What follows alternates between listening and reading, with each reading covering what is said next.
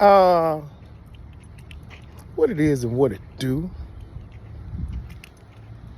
You got the boss here, right here. Ooh. And it's another one of them days you just got to give praise for, man. You ain't got to. You should just want to. I'd say it's probably about 87, 88 degrees. There's a light breeze. It's just wonderful. Ain't no reason not to be outside. If you're cooped up inside, you just probably one of them sacks of shit. You don't appreciate what you got. Then when you come outside, by the time you come outside, it could be some inclement weather. Then you want to blame the Lord. No, you ain't going to blame God on this one because it's a beautiful day out here. It is. On behalf of myself, my family, my loved ones, the good people, and the dirt bags, Lord, thank you. Thank you. Sure is nice. Thank you. Thank you. Enjoy it. Enjoy it. Real quick, a little shout out to everybody who has been in the company of and with the people who are in the company of the newly graduated, the seniors that are now newly graduated. We had some in our family. Some of our extended family had some of theirs in their own closer circles. Newly graduated, AKA recently unemployed. Okay, now, damn it, get out. Get out. Around here, you're going to work, go to school. First of the month, rent is due. We ain't going to count June. We ain't going to count June. That's a little too recent. And if you ain't got it up under your doggone hat that you need to be employed, well, it's okay. That's okay. But you better get it. You better get it. And you better get it fairly soon, too. You got to eat. You got to drink. You like to parlay. You like to partay. Well, then you better get out there and get yourself a job. A jobby job. A jobby job. Get you one. Get you one.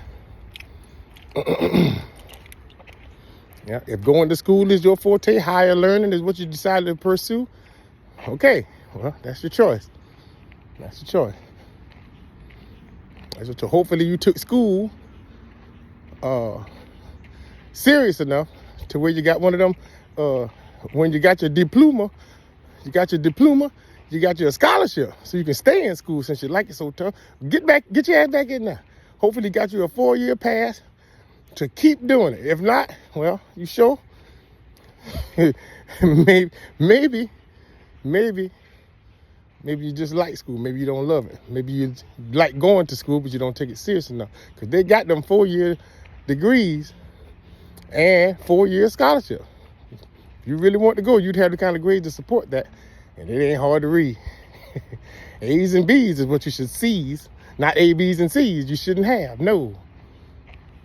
But anyway, that's beside the point. Good luck to you. Don't fuck this up. Don't fuck it up. Anyway, so I'm coming off of a fun weekend. It was a bad weekend, but it was a fun weekend.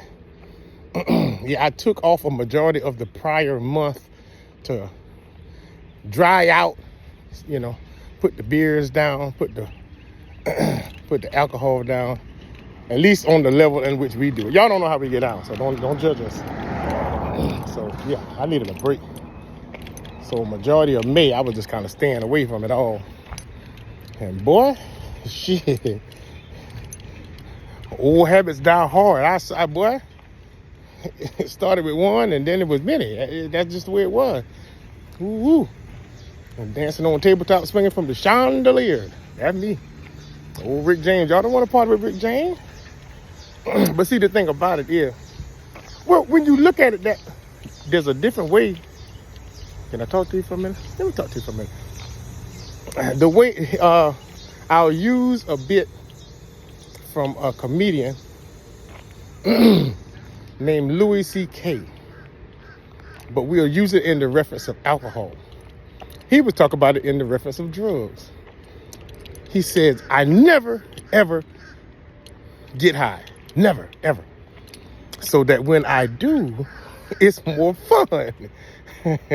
You get more out of it when you do it after a long time off, or you never do it. So you just never, ever do drugs. So I have just decided I'm never, ever gonna drink. So that when I do, it's more fun. It's not just another debilitating vice that I have to juggle and fit into my schedule and try to maintain, and them rough mornings after. Nah, I just ain't gonna make it a habit of doing that regularly. Because, it's harder. The older you get, the harder it is to recover. And some people try to deny that, like, whoa, you just got to start drinking the next morning. Yeah, okay, like you ain't got a job. Okay? 24-hour drunk don't get you far in life. So, no, I just, it was back to life, back to sobriety. So, yeah. Now I'm fresh, clean, drying out. Started June 1st. So we're going to see how June start. You're supposed to give your fucking liver 3 weeks. Can you do that? Give your liver 3 weeks. Fuck. Drink some water. Stop inflaming your liver. Eat some food, some real food. Cut down on the cholesterol. Give yourself a chance, man. You want to be here for the fight? No? Okay, fine. Fight for your life then. Fight for your life. Give yourself a fucking chance. Sheesh. That's all I'm saying. That's all I'm saying. And I love you. I do. Not you, but I love you.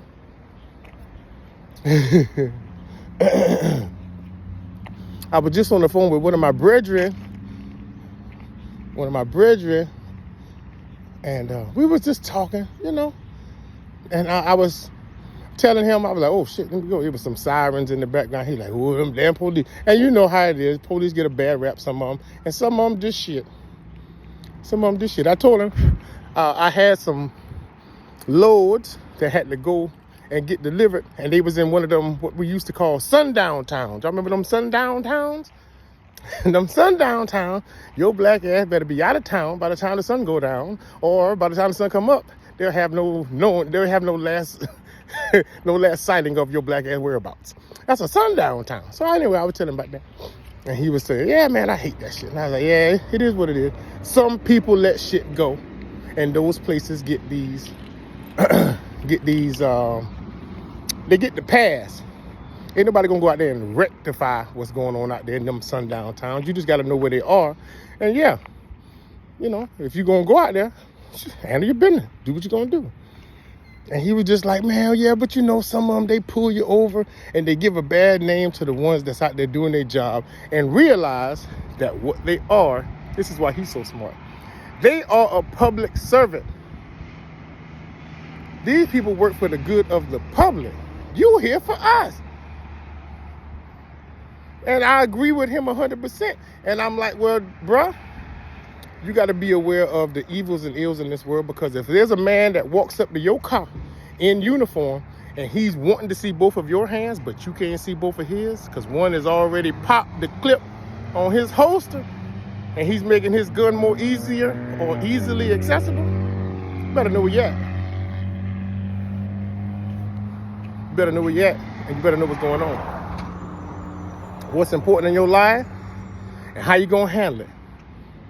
Because maybe you wouldn't have been one of them slaves that would buck back at oppression, buck back at the slave master, snap back when they talk shit to you. Maybe you ain't one of them people who will make it through the 40s, 50s, and 60s, because as soon as somebody's talked to you a certain way, hey, I guess this is how I'm going to die. I'd rather die on my feet than live on my knees. Okay, well, yeah. When you ask me for my ID and you pointing your gun at me and I believe you're wrong, tell my kids how I live. Because I didn't do anything for you to treat me this way. Somebody did, but you're going to take it out on me. That's not fair and it's not right, and I ain't going to stand for it, and I ain't going to lay for it, but I'll die for it. Until you in the face of that type of oppression, that type of prejudice, that type of unfair, unjust behavior, how you know what you're going to do? How you know if it was life or death, would you choose death and respect than disrespect and the chance to go and see if you can complain to somebody about what happened to you. You don't know that. You don't know that. You know, people are getting paid because of police injustice, unjust treatment, unfair treatment.